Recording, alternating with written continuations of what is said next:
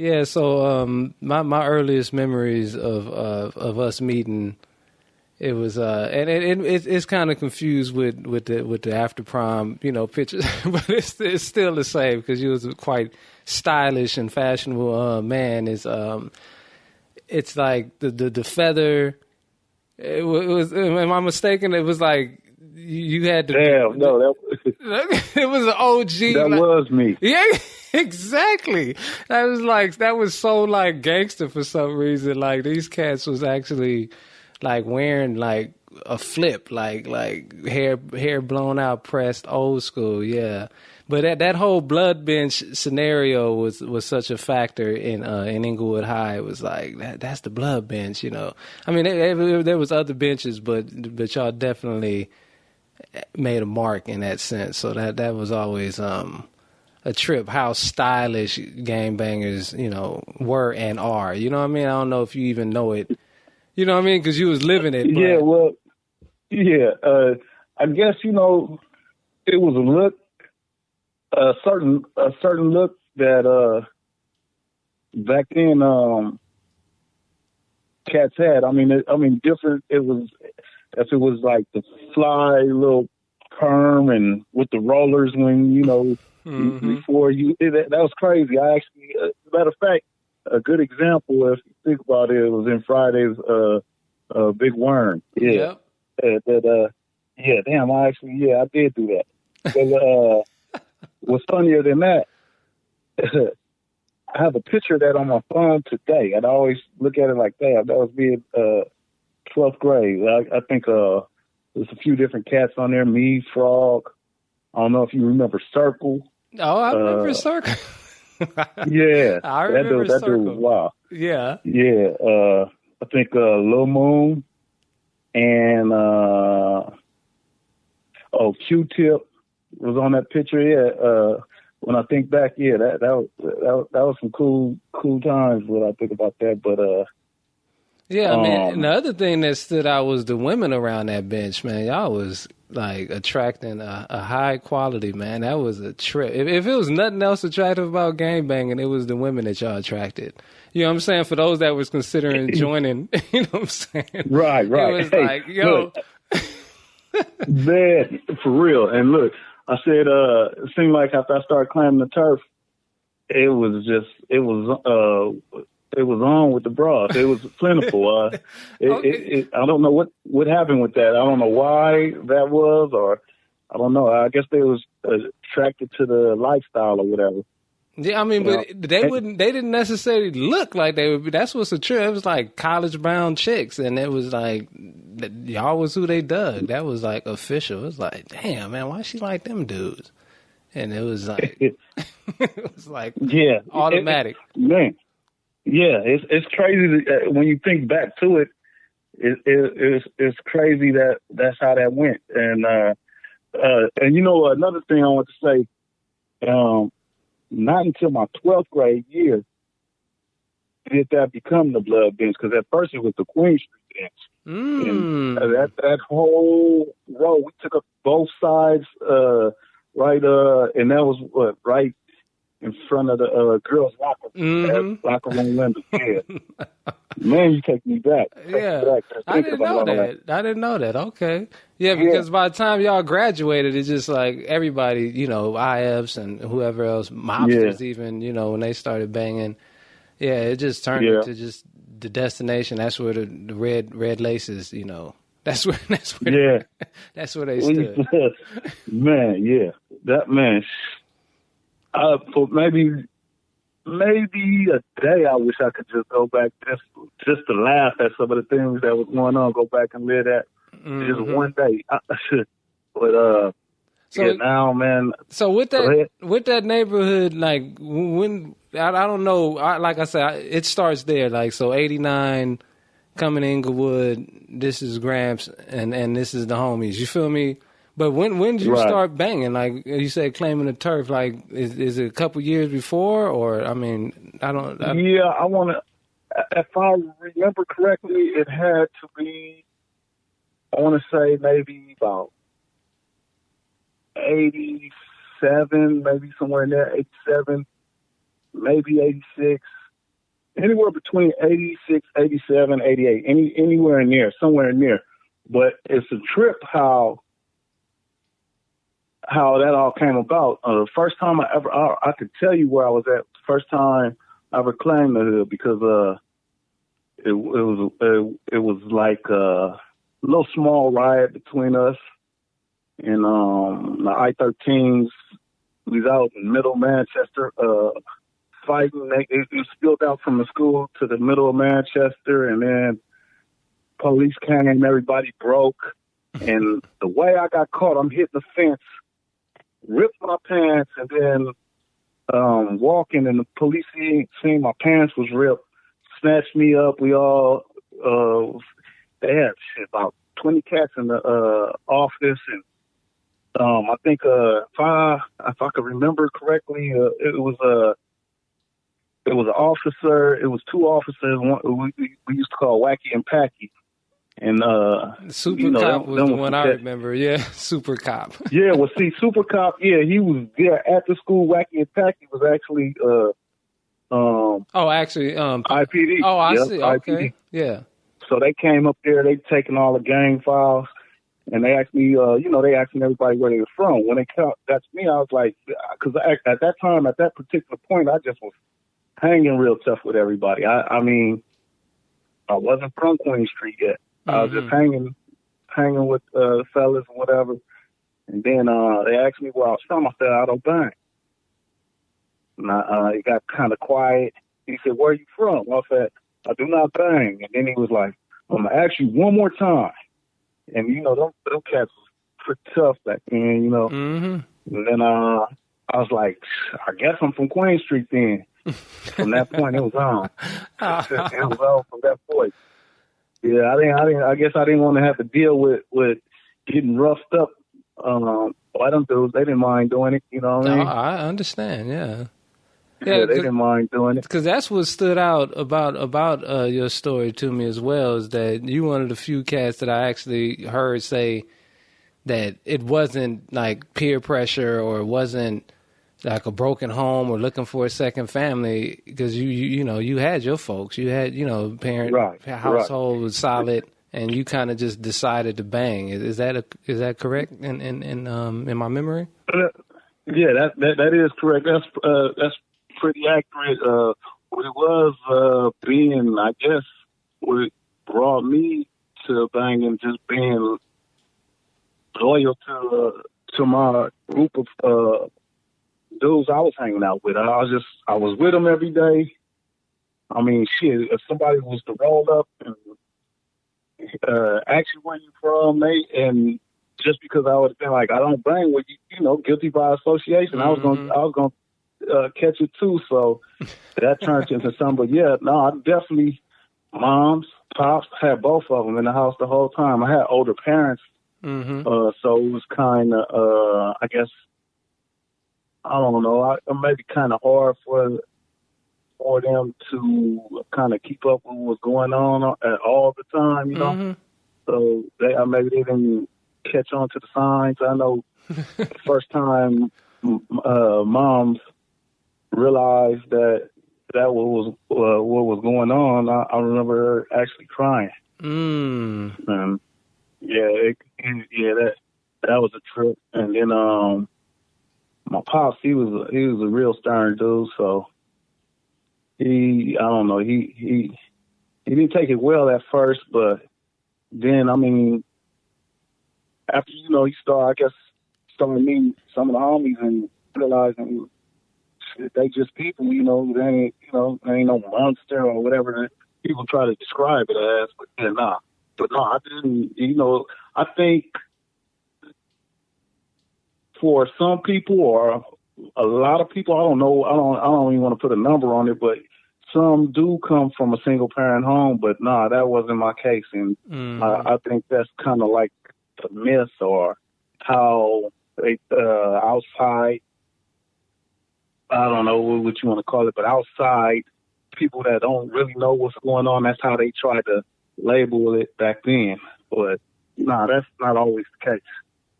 Yeah. I had caring parents, you know what I mean? Yeah, exactly. And that was the same thing with my mom's. Like, she would always be like, well, you be careful of those gangbangers or whatever. And I'd be looking at it, so it's like, the gangbangers come in this house. What are you talking about? She knew everybody by their by their government name. Yeah. She didn't even identify that. Like, it's like, yeah, okay. Like, who am I supposed to be afraid of outside? Like, these guys are inside. You know everybody. You do them all. You know what I'm saying? Hey, man, I bullshit you not. I remember Frog used to always like, hey, look, I had to even think about what your government was after I spoke with you, man. I couldn't even remember. I'm like, man, but I remember Frog always like would call you over there. Man, that's Old Red, man. And he's like, man, you gonna be from the hood. So I'm just looking at Frog like, this dude is not even really paying attention to you. I'm thinking to myself, this dude is laughing this off, and you're not even catching it. Oh yeah, but yeah, I remember that. Frog's voice was dope. That was dope. But I remember, yeah, exactly. Did he get the name Frog because of his voice? I never got to ask him that. Yeah, exactly. That's okay. how he came about his name, man. Yeah, he stayed with that Jerry curl. I remember I asked him when he was going to get rid of it. He said when they stopped making the chemicals. That sounds like him, man. To his dying day, he had that, man. He had that curl, man. Straight curl. Man, I can see his face now, man. Oh, yeah. Yeah. Frog was another one that, he was with the business, man. I respect him for that. I've heard. I didn't know that side of y'all. That's what's interesting is that I knew like the loving, tender side. I never saw how y'all, dealt with enemies or whatever confrontations them streets brought with you. But I heard my man was fierce. Like somebody even likened them to like Old Dog. I was like, damn. The problem with the business. Yeah. It's just I hate the way everything unfolded and how he eventually how the end came for him, man. That is like, to this, I mean, it's been years now. I think, matter of fact,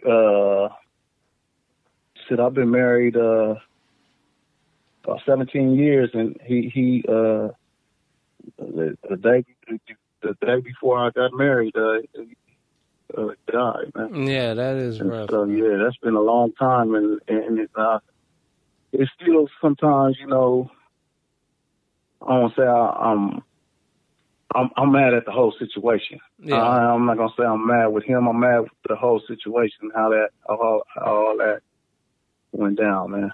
Yeah, no, that seems like the roughest part. I mean, 'cause like there's a lot of downtime. At least it appears from the outside with bangers, where y'all are kind of just chilling, like spending money and having fun, right? But then the downside is obviously the death of homies. You know what I mean? 'Cause I remember how when Dollar died, that it just seemed like unreal. Yeah, you know what I'm saying? That shit was crazy. The way Dollar was, you never thought he was gonna die. Yeah, no, he was solid gold, man. That's a good dude. Yeah. He was real. He was real about the situation all the time. That dude, man, he was, man, yeah. But then he was the first to go from the turf too, man. Yeah, that's what I kind of remembered. Yeah, you don't want to remember any of those, like stats in that sense. But yeah, that was, I end up, after a while, you lose count, man. I can remember being in the house maybe 30 deep, drinking, laughing, and talk about how we different from everybody. We ain't lost no homies, and once it started happening, man, that shit was it happened fast, and it happened fast. Bandit, that was another dude. Bandit? He died out of town. Yeah, is that Big Bandit? Yeah, Big Bandit died out of town. He died in, if I'm not mistaken, either in Atlanta or Tennessee, somewhere out that way. And we never really figured out what happened with him, but he was with some cats from a different neighborhood. Dude that was actually in the car with him came. I appreciate that. At least he was man enough to come to the hood and like, man, I'll let y'all hear. And I was with him. That ain't how it went down. And he explained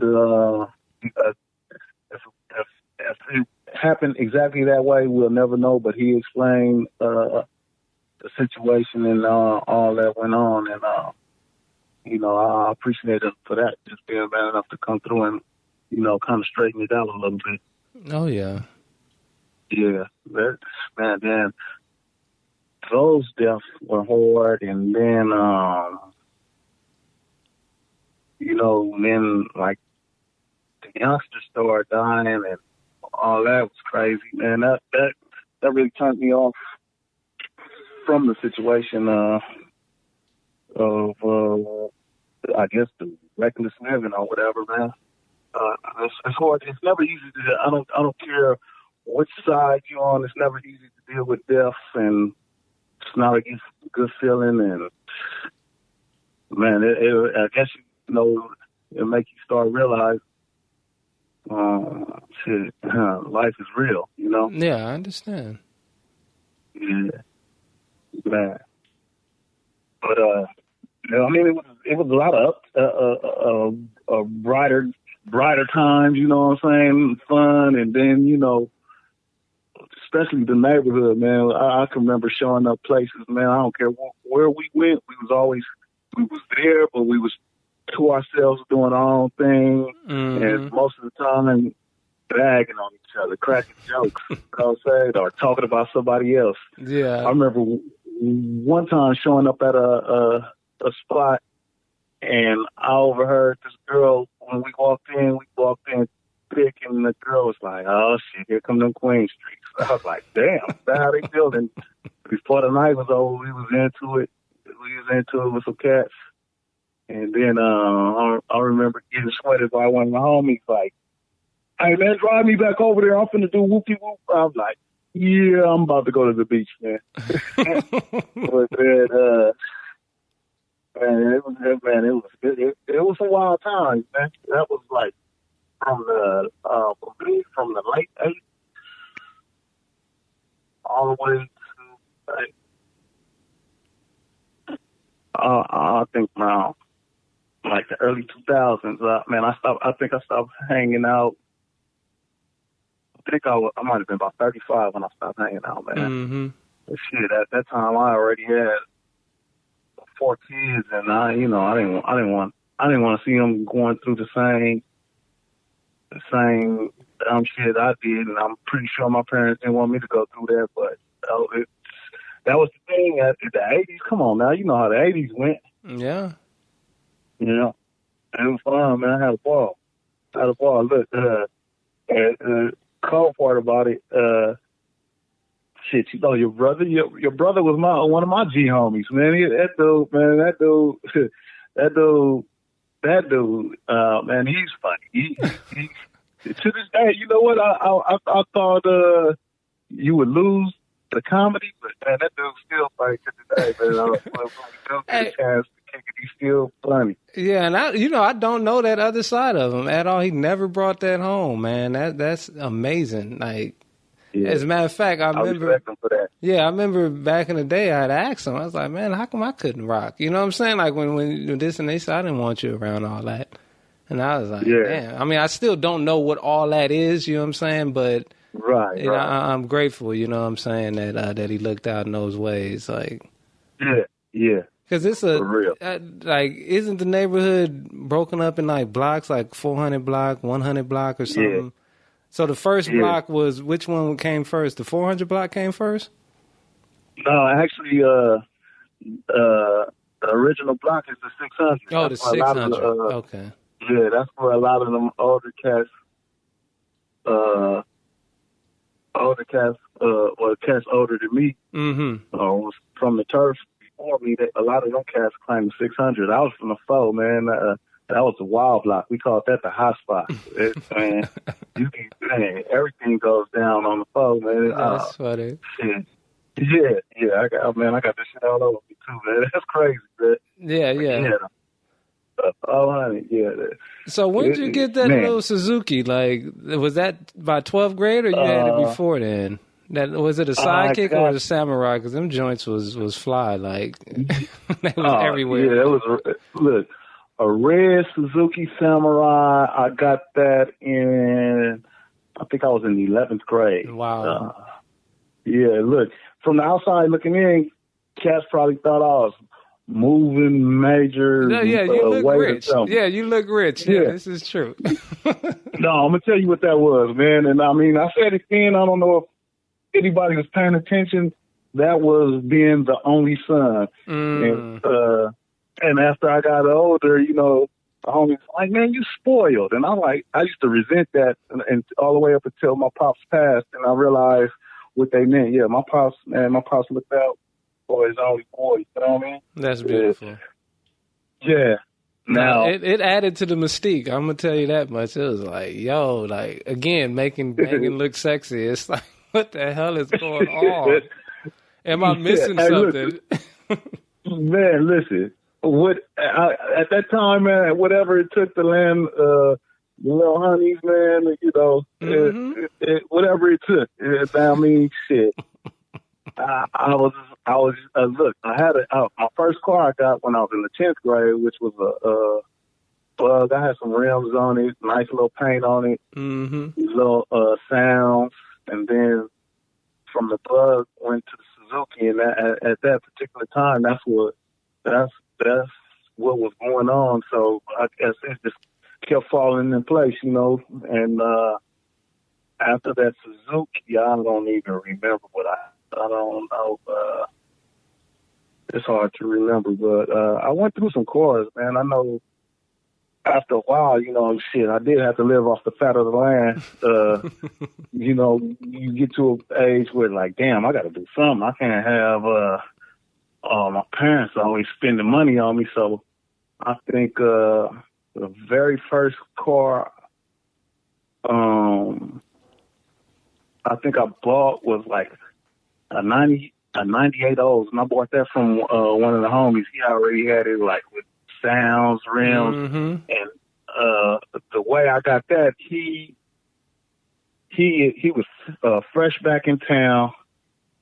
Somebody wrecked into it, but I knew he was at that particular moment. He was kind of low on funds, and his spot had blew up out of town, all kind of crazy shit. So me being a hell of a businessman, I went and slid over there at his lowest point and offered them a little bit of nothing, and he went for it.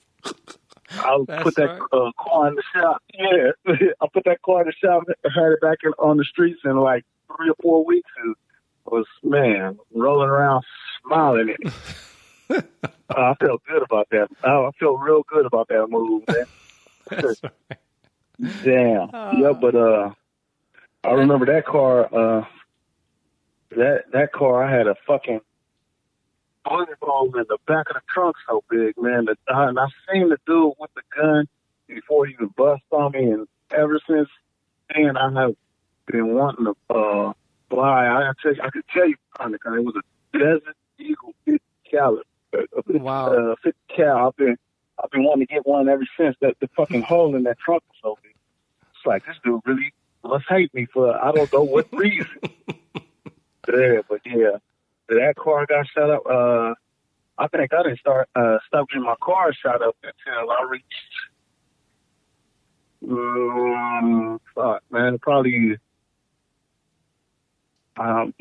damn near 30. That's when I started having cars with no bullet holes. The Jeep had the Jeep had like seven bullet holes on one side. It was the passenger side. The frog was sitting on the passenger side. It was like, man, why you get this side of the car shot up? I said, man, I was trying to run the dude over. But he's like, really? I'll never forget that shit, man. It was hilarious. Oh, man. Like, man. I'm gonna tell you like this. The way I look at it now, looking back on all that type of shit, man, I'm just truly blessed, man. God had His hands on us, man, to keep us alive out of a lot of things at that time. You know, at that age, you wasn't even paying attention to. Like, wasn't registering. I guess how real that shit was. Yeah. You know, man. So Yeah, let me ask you. Go ahead. I'm trying to place Bandit, not to go back to a sad point, but is that Bacardi's older brother? Is that? No. Bacardi older brother is DK. Okay, yeah, Man, okay. if DK you is see, fly. you could. I remember he had a low rider. I remember that low rider my man Oh had. man, yeah. I got a funny story about that. I remember, DK was wild. So that dude had no fear when it came to a lot of shit. I remember when he first got his car out the interior shop, he come down the block hitting switches, stop, let me get in, and we flying up and down the street. The dude had no fear, so he start bouncing it, and I'm like, damn, we can land on top of these parked cars, man. Fresh, brand new peanut butter interior, and I snatched, what is that? The little handle over. You know how they have leather handles. I guess you kind of get in and out of the car. It'd be over the window or whatever. Man, yeah. I snatched that up. I felt bad, like, damn, I done tore this dude's car up, but I thought he was about to kill us, man. But I don't know how. And he don't. I guarantee you, if you ask him, he wouldn't know how he did not land on them parked cars. Man. Wow. But yeah, he was crazy like that, man. But yeah, it was a good time. Good time. Yeah, I mean that car was so killer, and then I think he ended up getting it painted, and then it was still killer. It was like, damn, man. And then it was clean. whatchamacallit had a clean one too. What was it, He-Man? Somebody had a cool He-Man. Red one. Yeah. Yeah, He-Man had a red 65, white interior with the red pipe, and he still has that car, I think, man. But he took the switches out and ended up putting some, I think at that time, 24s 20s on there or something. Yeah, something stupid like that. Yeah, it wasn't as sexy. That was, I was like, man, this it don't have an LA feel no more. You know what I mean? But I mean, you see it now all the time. That's what cars look like now. But I mean, you still find your riders now. So, somebody else had a clean lowrider, man. I think one of the younger homies had one. I didn't never see that one though, but I heard about it. But yeah, I can't even remember. So from the outside, it always appeared dangerous. But you're saying when you were in it, it just was. I mean, I'm just trying to figure out why do people make a career out of it? You know what I'm saying? Like, yeah. You know what I mean? That's a good question. Yeah, I mean, it's not. I'm gonna tell you what it is. Okay, go ahead. Well, I'm gonna tell you what I believe it is. I mean, once you do something for so long and really believe in what you're doing, and I mean that becomes your life. That was life for a lot of people, man. I mean, I'm nowhere near active, nothing like that. But I still have I still feel I have a certain responsibility to the hood, man. Yeah, but I mean, you couldn't even get me to even say some of the shit I would say back when I was younger. Now it's more like, man, you gotta take care of yourself. You gotta get out of that shit, man. There ain't nobody. I don't feel nobody. Everybody got a agenda now. It's not like how I felt back when I was coming up. It was all for one for all. Especially with our neighborhood, with us being a smaller neighborhood, shit, we used to catch it from everybody. Crips, Bloods would come try to sweat us, and always I say turning you out, try to make you claim their hood. Nah, man, we used to have to go through a lot of shit being a younger neighborhood coming out, but shit, we made it through. And now, I don't see the togetherness like how it was in our generation or our kids that was coming up. And it was like, call somebody when you needed help, or if somebody needed help, you wouldn't think twice about giving it to them. Shit, one person had $1, we all had $1. You know what I mean? That's real. Yeah, we all was gonna eat, but hey, I remember the First Amendment tape that was floating around. yeah. Oh man, Damn, man, that was some fun times, man. I remember the only lyric that I remember off the album was "Be upon the hardcore street rapper." Like if you're something, if your bitch get out of line, I'm gonna slap her or something. Man, yeah, Man, that was crazy. That is B, man. You know, and me and B used to be real tight, man. I mean, that's still, man, the homie, but you know how life is to everybody. Shit, I'm so caught up in trying to hold down a job and eat what I seen in my household coming up for my children. I'm trying to do that, and you know, it's not that I don't want to say I don't have time. It's just when you get time, you be so fucking burnt out. You just, man, you don't feel like doing shit but rest and get your mind together to go do the same shit the next day, man. But the way I look at it, man, you gotta, every time your feet hit the floor, you gotta wake up swinging and keep on doing the same shit, man. It's repetitive shit, kind of. It does so to everything. Yeah, but how is that, like, compared to like being previously being a hustler? You know what I mean? Is it? I mean, obviously it's safer and it's in your best interest, you know, to do what you're doing today. Yeah.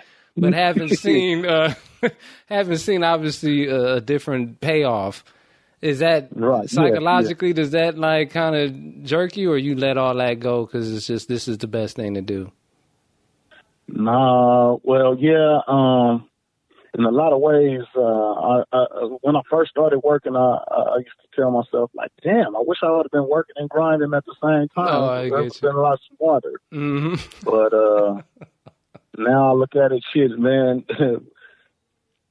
I even hate to say, man, my son was playing football since he was like, I guess, I think around 8. Mm-hmm. And so by the time it was time for him to go to high school, which I think he's been out of high school now. Just this year is his first year out of high school. So we talk about maybe 5 years ago.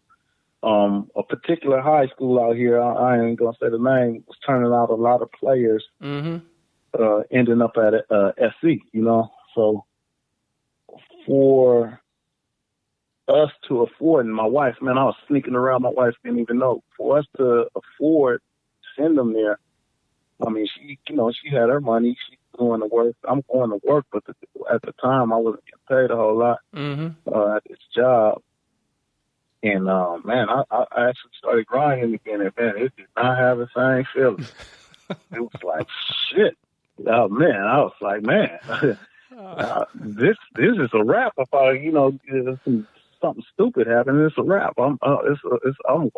It's over. I'll be like down there. What? I was looking at probably like I'll be maybe down there in my 60s. You know what I'm saying? And I was like, man, that wasn't the answer. And then I didn't even have a stomach for it no more, man. I did not have a stomach for it. Yeah, I can imagine. Yeah, but back when it was going down, man, I got to the point where I felt like, shit, boy, I was burning, man, gasoline, man. I could, man, it wasn't nothing. I felt I could not move, and I prided myself on that shit, man. Yeah, I guess now looking back, that's nothing really to be proud of, but yeah, I think I was kind of good at what I was doing. I mean, if it wasn't illegal and if it didn't have like genocidal, consequences, like I think that most of y'all hustlers are brilliant businessmen. You see what I'm saying? And that's what's so cold about it. If the access was different, you know what I'm saying, or the values were different, whatever difference was needed, I think y'all would have excelled at any business. It just happened to be, hustling that most of y'all excelled in. Right. And see, I think that's where I got a lot of my young homies would look. I don't want to say look up to me or that, but they seen how it was going down, and then I was never one of those dudes that, especially if you was from my neighborhood, was gonna turn you down if it came to me, and had a reason why you needed me to slide you something. I was like, yeah, man, how I'm eating and now I ain't gonna see my people eat, so yeah. Mm-hmm. And so from that, I think that's where a lot of respect came in for me, because I wasn't no selfish or greedy dude, man. And to this day, man, I mean, I still got like a lot of young homies. When they locked up, they know they can call me. I'm not gonna write, not because I'm a shitty dude. It's just because I don't slow down to sit down and write a letter. That's still in a way it's kind of fucked up, but they know they can call me, collect, or since nobody really have house phones anymore. But I put a time on my cell phone. I don't know, somebody get rich off how whoever came up with that concept of getting a prepaid card for people to call from the joint. But yeah, I try to keep time on the phone, and I try to shoot them $50 here, $50 there when I can. You know what I'm saying? I still feel, I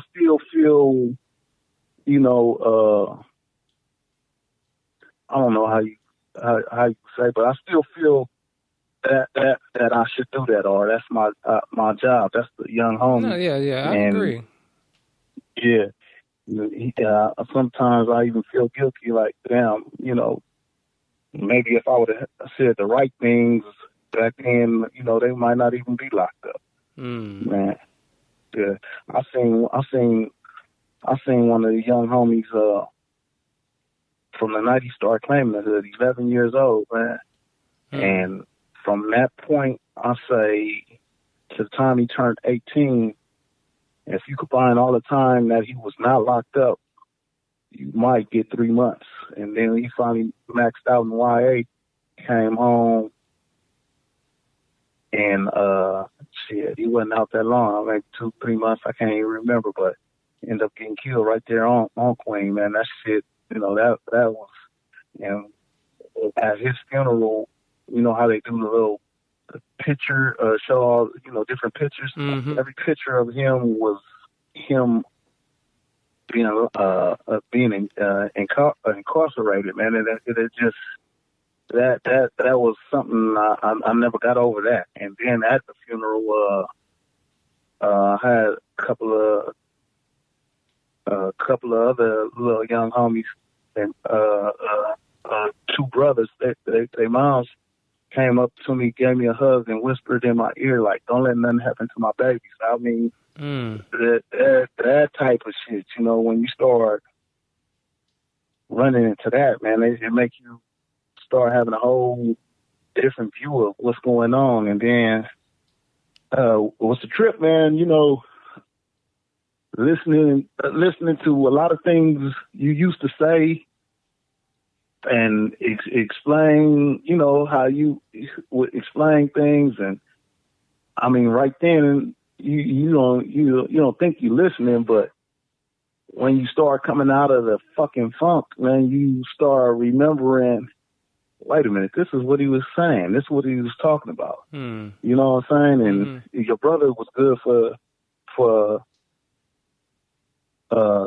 explaining things differently too, man. And I say differently because it was really a reckless way of thinking that we was doing that at one time. And then somebody got the light, and two more cats got the light. Then when it finally hit me, now I look at what was going on. I mean, what the hell? That was total destruction.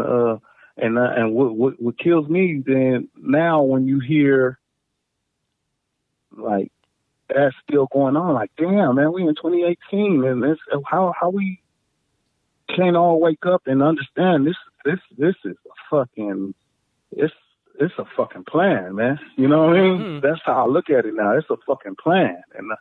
And how do we get out of this? How do we come out of it? What do we do? I mean, why can't the light come on for everybody? And then, I mean, I always say, and then if you remember back to '92, which I know it's hard not to. Mm-hmm. The fucking riots kicked, man. Yeah, and that truth. It was unity across the city. Oh man, that was the best feeling, man. Man, it changed everything. I mean, and I don't know if I'm explaining it correctly, but for what we was doing in the streets then, in '92, to shut down an international airport, that means we affected the world, because it's flights coming in from all across the world that couldn't get here. So just if we could all wake up, and it's a lot of things to get accomplished. A lot of things to change, man. It would change, our situation would change. A lot of things would be different. We would have more control over our destiny, I believe. And that's what I like about the things I've been hearing about Nipsey Hussle's movement over there on that side, is actually trying to buy up businesses, start businesses, buy up property, like really trying to make moves. Still, I mean, obviously there's a loyalty to his neighborhood, but at least the neighborhood is moving in a direction that seems constructive versus destructive. And I don't know the details. I don't know that man in particular, but based off his interviews and things that has been made public, it seems like that neighborhood is moving in the right direction, like actually taking what they have and trying to create something, you know what I'm saying, of meaning. You know what I mean? Because a lot of plans, go back to church or, move, it's not necessarily realistic. But if cats started planning right where they were, practical plans, then I think we'll see more of that change that we all dream of, Right, that's true. That's true, man. It's funny you say that dude's name, man. I think I was reading somewhere. I don't know. I think I was reading something. I think that dude's supposed to be making a documentary on. I don't even have none of the names, but Dr. Sebi is one of them. That's the one I'm talking natural about. Health. How and then, is that the guy that actually came up mysterious? I think how I read it, mysteriously murdered after he said he had the cure, and after he had cured 70 plus patients of, I think, HIV or something, man. Yeah, I mean that's kind of the case. He had beat the case. He actually got sued for practicing medicine without a law, without a degree in New York, and then he beat the case. But he was curing HIV according to the court documents, and he was also curing a lot of other things. But how he died is that he was detained because he had a health center. He's the same cat that's associated with Left Eye, where she was at. She was at that healing retreat in Honduras, I believe. He had a healing center, and he was on his way back there. Man. Yeah, he was on his way back home, and he got detained. And then I think he died being detained, like in the customs, got caught in customs, and they put him to the side, and then that's how they say he mysteriously died of like pneumonia or something. I don't know the details of that, but it's again just suspicious, because why was you being detained? You know what I'm saying? Like all those questions weren't answered. It's just, oh yeah, by the way, he's dead. But that's how it happens with us. You know what I'm saying? Unfortunately. Yeah, exactly, man. And I mean, this shit is so real and in your face. And then what would help me if they would admit that they don't give a fuck about you, I can move on, but don't be one way when I know you don't care nothing about me or my people. And when I say my people, man, I'm saying black and brown, man. No, a lot of cats run from that. But black and brown. When that happened, when they try to, I know you don't care about us, but then when someone speaks on how you don't care about us, then they try to make like, you know, you're crazy. That's not true. That's not. I can't accept that. Just tell me you don't, and I can move on and I can let that go and deal with the problem from there on how we have to do for self, period. Which we already know that, but yeah, just man, cut the fucking ties. Yeah. You know, cut the chain. Yeah.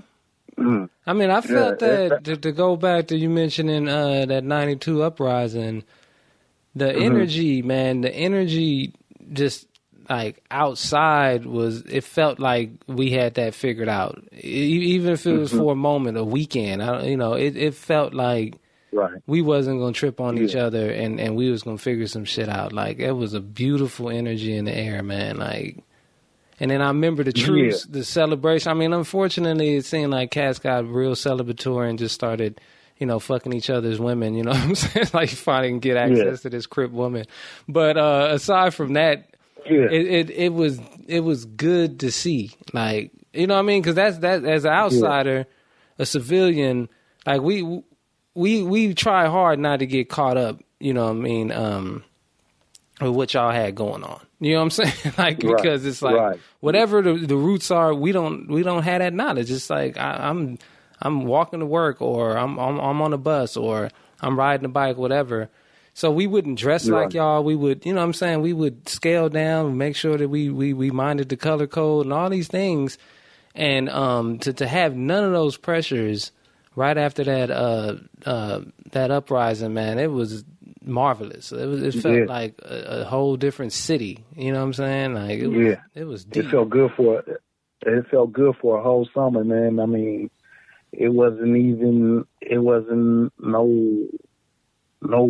thoughts of harming this black man or harming this brown man, especially, man, and you was traveling off across the city, just with no boundaries, no restrictions. What, man, I never was the type of cat to hang out in too many different neighborhoods unless I had a purpose there. I might have been, making a run or something, but just at that time, it was never even a concern, and we was just moving. Yeah, and everybody was, greeting each other, man. I don't know how we make it back to that point. Nowadays, and I don't know much about what's going on, on the street level, but it appears, by somebody just passing by to either have new rules or no rules. Like, I don't know how, you know what I'm saying? Like, what the hell is going on? Like I grew up, like, as early 80s, you know what I mean? Like, there was structure, and it wasn't as structured as it probably could have been or should have been, you know what I mean? But there was definitely more structure than by the time the 90s hit. You know what I'm saying? And then when I look out now, especially here, because I live in Atlanta, and these cats is picking up banging, but it's like, how? What are you? How? Like, I don't see no rules. Like, so even as a civilian, what's my responsibility? Because that's the thing. Like, everybody has to, if it's organized crime, let's just loosely use that word. If it's organized crime, which I think gangbanging had that potential, then you got to tell me where to stand. And you know what I'm saying? And I'm going to either honor that or I'm going to have problems, right? That's a form of structure. Like, some people push back and, expand the boundaries of the civilian, or vice versa, right? But at least there was some structure. I knew, like, okay, down there they're doing this and that. I'm going to avoid that street. You know what I'm saying? Or after night they're doing this or that. I'm going to avoid that. I'm going to do what I got to do during the day. Like, you can kind of move around. Whereas now, I don't get what's happening. And again, mine's is not LA-based observations at this point. This is more Atlanta. And I don't expect you to know about that. But I felt like, was there, did the 3 strikes kill off the generals? Because I view certain OGs as generals. Like they were good leaders. Like, when I think of Rat, that's a good dude. Like, and the fact that he was associated with banging, it always blows me away because I didn't know him as a banger or anything. I just knew him as a husband, you know what I'm saying, and the father. Right. But he's such a good dude. And then when you hear the history of him putting people to work and opening up different lanes, that's a leader, right? So if his generation was getting caught up in 3 strikes, you know what I'm saying, then they would remove that component from the neighborhood, which I would view him as like a pillar, like he's why the neighborhood is strong. But if you put him in prison, then the neighborhood is without that guidance. You see what I'm saying? So I felt that had a component, but you saw Inglewood change, you know, from street level up until today. So what's your observation? That's an outsider's observation. I don't claim to be an expert. I just as an outsider, I've noticed a certain shift. But what happened? I mean, Inglewood was tight. And this is not to get into all of the politics of banging, but just the structure of it definitely shifted to either something that I don't understand or it's no structure. So, I mean, can you clarify some of that for me, please? Okay, I'm gonna just tell you from how I view it, and a lot of things you touched on had a lot to do with it. And to go back to Rat real quick, Rat, I'm a product of Rat putting cash to work. I did construction with Rat for some years, man. And, you know, he was, you know, he was a teacher in that as how he was like a leader in the neighborhood. You know what I'm saying? He took that serious. And I mean, you know, real quick, I'm gonna go back to that, but real quick, the fruits of his labor paid off. That dude is running big major companies now. Wow, that's beautiful. Yeah, I applaud that dude, man. He deserves all that, man. I tell him all the time when I see him, man. To go back to what happened, I think. From like, okay, the law perspective, I mean, for me, I got to a certain age, and then I got tired of the constant fucking bullshit sweating for no apparent reason, and I know I guess they try to blame it on loitering. So my thing was, once I did stop hanging out, I was like, this is what y'all asked for now. There's nobody out there guiding them young dudes when they come with a brilliant idea. They finna go hit this or go do this to somebody. Hey, man, kick back. You know, my thing when I was in the neighborhood, look, I used to tell them dudes, like, look, trouble gonna come. You ain't got to go looking for no trouble. That's gonna always come. Are you prepared for that? I mean, shit, you gotta have, man. Just like a country needs finances to go to war, shit, a neighborhood is the same way. It's no different. You got to have money to go to war. Because, I mean, when you start getting into it and all these gunshots and all that shit going off, you're going to lose a lot of money because people ain't willing to come through whatever their particular preference is on why they coming through far as spending money with you. Whatever they drug of choice, you know what I mean? They're gonna find somewhere else to go because they ain't willing to get shot in their ass trying to make a purchase. So you lose money that way. So can you be able to sacrifice eating because you want to get into it with somebody? Sometimes it's unavoidable. I understand that. But I mean, do you have money to keep purchasing guns? Because they going to get lost. The police going to come through and they going to find the guns. Cats going to be going to jail with guns. You're going to have money on bail. You're going to have money on lawyers. It's all kind of shit come with it. So my thing, my thing was, shit, you got to get your money up before you do any of that shit. And then, like I said, trouble going to come. Don't go looking for it. But, once I got fed up and tired of all that bullshit, harassment of the police, I was like, yeah, okay, we're going to see how that goes.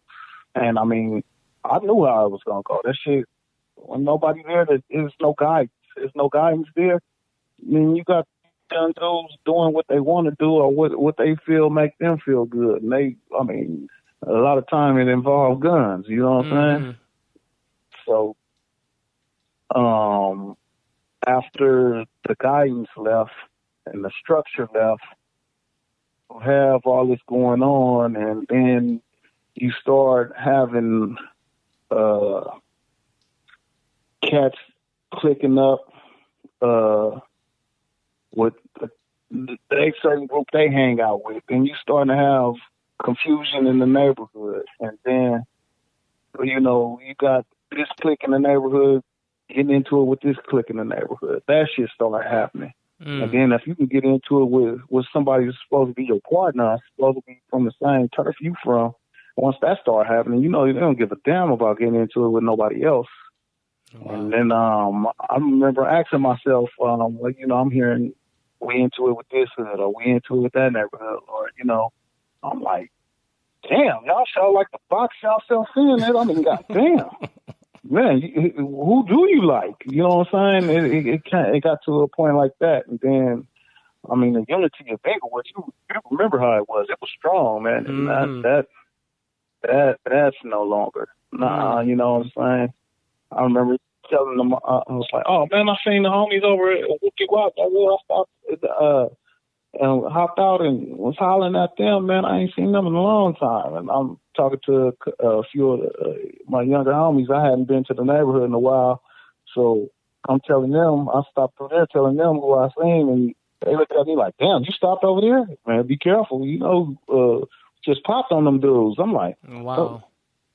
Yeah, but I mean, you know, I don't know, man. That shit it's completely destructive, man. And I don't give a damn how they look at me because I feel that way. It's completely destructive. There's no upside. There's no win in that. You know what I'm saying? We gotta. I mean, I sit and trip off coming up a certain way when you're young and you really don't know, and you just hear things like, man, you couldn't have told me. I didn't, I'm ashamed to admit it. I didn't know until I got into my adult years that the Panthers was educated dudes. Yeah. These dudes was, you know what I'm saying? I didn't know that, man. These dudes was educated. These dudes were cats going to college and stuff like this, man. I completely can't understand how could they stop or, you know, systematically destroy that type of thing, you know? And then you have this now where we destroying each other. And I mean, just like how they fuck over the Panthers, I mean, they could go through every neighborhood and stop it if they truly wanted to, but what's the benefit for them? They lose all kind of money, all kind of different ways. You know what I'm saying? Oh, yeah. And I mean, man, it took me to become in my older adult years to figure this out. It's crazy to me, man. And I mean, don't get me wrong, man. I would never change the fact the friendships I made through being from the hood, but it's when you get older and look back, it's not what you thought it was, man. Nothing you go through is what you thought it was. No, I understand. So yeah, I mean, but that's me. I'm sorry. Go ahead. Go ahead. No, go ahead. No, but that's what they keep from us is that context, like what came before us. You know what I'm saying? That history to kind of be able to measure it. Like that's what you're doing. You can measure. Okay, here's the Panther Party that roughly lasted 6 years, and then here this is that's not necessarily producing good, lasting over 40. You see what I'm saying? You're right. It's like, right. How is that? Like, so if they had the ability under the counterintelligence program to go out and isolate and murder and to stop this Black liberation movement, how is it that they can't stop at any point that this thing that when it was even smaller, like they Mhm. couldn't figure that out. You know what I'm saying? Like, you know, Right. so it is definitely by design, and it benefits someone obviously because it's not being eliminated. Yeah, I mean, it benefits all the private penitentiaries and things like that. Because I mean, man, when you get into that, that's a whole nother thing. But it's deep, man. If you ever take time to slow down and start thinking about it, and I mean, once you start thinking about it, you can't stop. Yeah, I agree. Yeah, it's something like wow, and you just start putting stuff together. Like 2 + 2 is 4. You know what I'm saying? It's that simple, man, and it's that blatant and in our face, and we won't even grasp it. Some people don't want to, but I mean, and some people, that's when you go back to those people that like, I'm gonna die in my hood, you know, and you still have those cats out there, but I mean, okay, I look at it now. I look at it like this, man. You from where you from? I'm from where I'm from. Love your hood. Don't hate me because I'm from my hood. I love my hood just the same, man. We should be able to agree on that. You move your way, I move my way, man. And we shouldn't be hitting each other no more, man. It's a lost cause and a fucking crazy concept, man. Yeah. Yeah. I agree, man.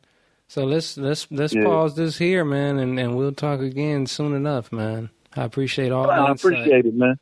Oh, yeah. Man, I appreciate you calling and talking with me, man. It helped me get a whole lot off my chest, you know what I mean? That's beautiful.